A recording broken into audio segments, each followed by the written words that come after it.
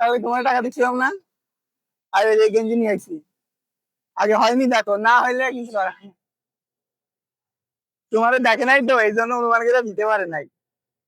আর যদি না হয় তাহলে কালকে দিবো।